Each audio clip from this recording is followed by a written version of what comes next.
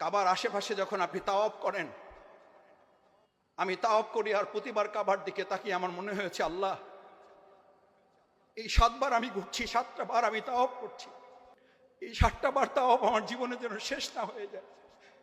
আমি যেন আপনার পিছনে ঘুরতে পারি, আমি যেন ফ্ল্যাটের পিছনে না ঘুরি, আমি যেন প্লটের পিছনে না ঘুরি, আমি যেন ব্যবসার পিছনে না ঘুরি, আমি যেন গাড়ির পিছনে না ঘুরি, আমি যেন বাড়ির পিছনে না ঘুরি, আমি যেন ব্যবসা, আমি যেন ডেজিগনেশন, স্ট্যাটাস, মর্যাদা, সম্মানের পিছনে না ঘুরি। আল্লাহ, আমি যেন শুধু আপনার পিছনে ঘুরতে পারি।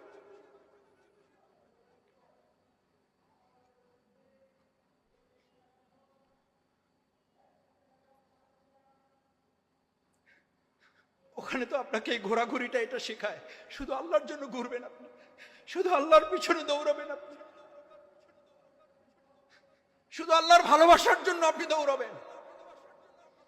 আপনার মাথা থেকে তো ওখানে ভালো খাচ্ছে না মন্দ খাচ্ছেন, এটা তো মাথা থেকে বের হয়ে যাবে। কিসের ভালো খাওয়া, কিসের মন্দ খাওয়া? যেখানে হাজর আলাইহিস সালাম যে পানির জন্য দৌড়াচ্ছেন, আমি আমার চোখে দেখা থেকে বলছি, আল্লাহর রাস্তায় মাফ করবেন, এখানে যারা মুআল্লিম আছেন বা হজের ব্যবস্থাপনায় আছেন তাদের পক্ষে যাবে কথাটা, তাদের পক্ষে যাবে কথাটা, আমি পক্ষে বিপক্ষের জন্য বলছি না। ডাল আসছে, রুটি আসছে, পান নাই, বিছানা পেয়েছেন, পান নাই, এসি রুম আছে, নাই, এক রুমে 4 জন 6 জন হয়ে গেছে, নাই, নাথিং। আমি বিশ্বের অনেক বড় বড় মানুষের সাথে থাকার সুযোগ পেয়েছি, তারা একবারের জন্য হোটেলে যান নাই, একবারের জন্য 15 দিন একসাথে থাকার সুযোগ পেয়েছি, একবারের জন্য হোটেলে যান না, অথচ তার সবচেয়ে ভিআইপি হোটেল বুকিং করা। বলছে, মাসুদ ভাই এরকম বড় বড় হোটেল আমার দেশে আছে, আমি তো হোটেলে থাকার জন্য আসি নাই,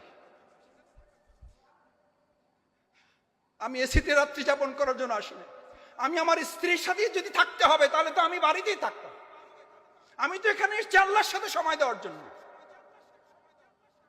অথচ আমি আমার চোখের সামনে দেখেছি ঝগড়া বিবাদ করে রুম থেকে বের হয়ে গিয়ে মুআল্লিমের সাথে ছিন্ন বিচ্ছিন্ন করে বলছে যে লাগবে না এই হজ, বাদ দেন, কিসের জন্য আপনি নিয়ে আসছেন, কত টাকা লাগবে, আপনি নিতেন টাকা, কেন আমাদেরকে এরকম কষ্ট দিচ্ছেন?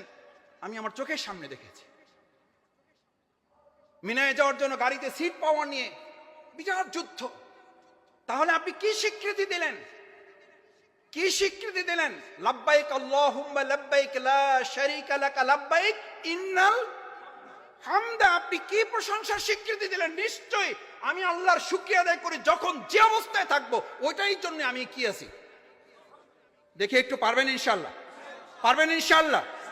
আপনার হজের সবচেয়ে বড় শিক্ষা হবে আল্লাহ তার বান্দা বান্দিকে যখন যে অবস্থায় রাখে, ইন্নাল হামদা, আমার কোনো নাশুকরি নাই, আমার জীবনে কোনো অকৃতজ্ঞতা নাই, অন্যায় মাতা যা অবস্থায় আছে আল্লাহ চাইলে এর চেয়েও আমাকে কি রাখতে পারতেন।